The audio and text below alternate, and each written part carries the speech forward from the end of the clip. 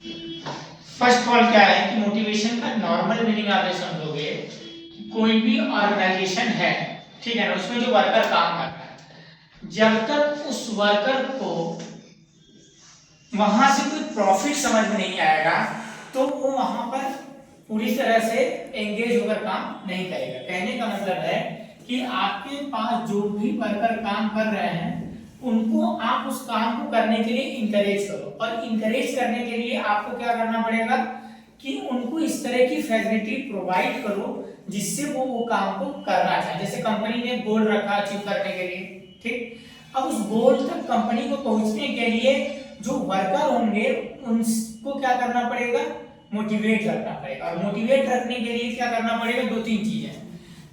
पहला कि या तो उनको आप बेसिक जो सैलरी है उनकी अच्छी है ना, वर्कर को या जो भी एम्प्लॉइज काम कर रहा है उनको एक अच्छी सैलरी मिले।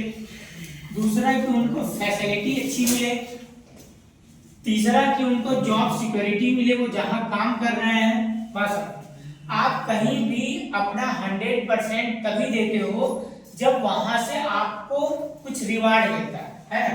हम अगर कोई काम कर रहे हैं और हम जान रहे हैं कि हम ये काम कर रहे हैं और हमें इतनी ही सैलरी मिलनी है, चाहे हम 24 आवर्स काम करें चाहे 12 आवर्स काम करें, लेकिन जहां हमको ये मालूम हो जाएगा कि 10 घंटे में इतना, 12 घंटे में इतना, 14 घंटे में इतना, तो तुम काम करोगे ना मोटिवेट होगे।